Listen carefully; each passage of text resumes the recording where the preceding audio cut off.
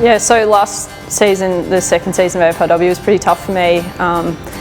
Was dropped after the first game, missed two games after that, played another 2 and then was ruled out with concussion round 6 and then played round 7 and that was the season done. Then the coach was sacked, I think within a day of the season finishing.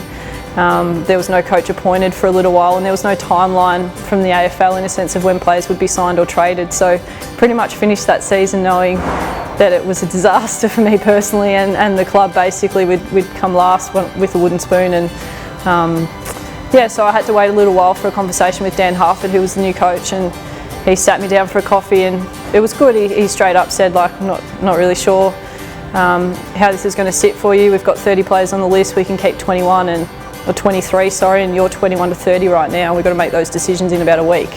So I said, I've taught grade 5 maths and the probability is pretty rubbish. So probably means I should look elsewhere, and he agreed with that. So the ball in the vicinity, it only goes as far as Vesio, who gets it free for Arnell, finds her left boot, can the skipper get one? You bet she can! Yeah, so I got a phone call from Craig and Bree on a Friday night, just before I played a VFL game for Carlton. And I knew that that phone call meant a lot in terms of whatever career I had left, and so they said they were really interested, and I knew that the trade period started the week after and went for 2 weeks, so I was trying not to get my hopes up too much.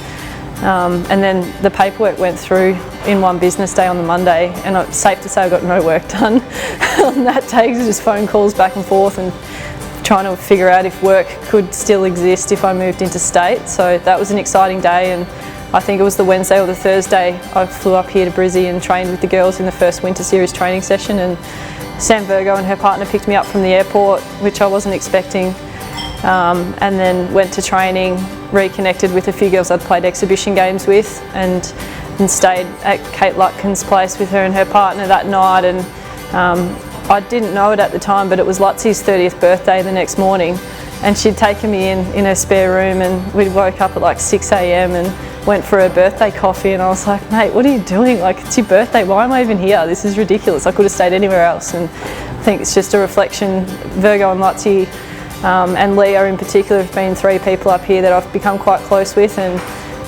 those little things make so much difference when you first meet your new teammates and you're introduced into a new environment. So those are things I'll be grateful for a long time. Yeah, so moving up to Brisbane has been awesome for me as a player, but also just in sense of lifestyle. There's been a few challenges in terms of work and living and those sorts of things, but it's been probably the perfect thing for me. I'm 32 in a couple of days, which is really scary as a player, but exciting to have experiences like moving into state and playing AFLW at my age. I feel pretty blessed. A couple of sockers, clears it out of 50. Benici was immediately wrapped up as well. That's superb work from the veteran Lauren Arnell. Strip Bates of the ball. Grant comes to meet it as well and is heavily met as well by Arnell. Nice work from Swanson. Bennett's wrapped up in a strong tackle by the former Blues skipper Lauren Arnell. I've been lucky to work a fair bit in the media in the last few years, and I know if I hadn't have played footy, those opportunities probably don't come to me, so very fortunate in that sense. I love doing radio. I spend Saturday nights in Melbourne in a commentary box with 3 or 4 other people calling whatever game's happening in Melbourne, whether it's at the G or at Docklands. And the strangest thing about that is there's nowhere else I'd rather be.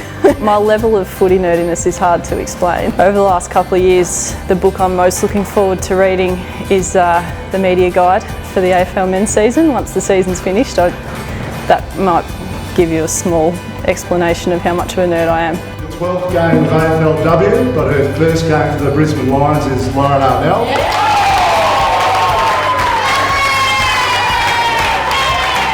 So finding out I was debuting for the Lions was really nerve-wracking because, as I touched on before, like the trust that I had in myself and potentially how other people saw me in terms of the value I could add on field was dented significantly in the last 12 to 18 months. So it just approached, it was kind of a nice feeling in a sense. You're on edge, but enough outside your comfort zone, and working through every training session knowing that you had to truly earn your spot is something I think that's quite unique sometimes for AFLW players. Is we're all in the system because we've all probably been in the better top few of our teammates through our whole career. So when it came to the week of picking a team, I was really unsure about where everything sat, and I was quite hopeful, which is an uncomfortable feeling to have as a player. So when Craig said that I was debuting,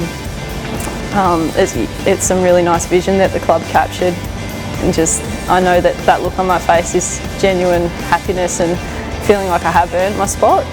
And I guess gratitude, it's a really nice spot to be in as a player, to get those reminders that games just aren't given to you, particularly at this level. So I think it gave me a good space to platform off this season and perform more like what I can.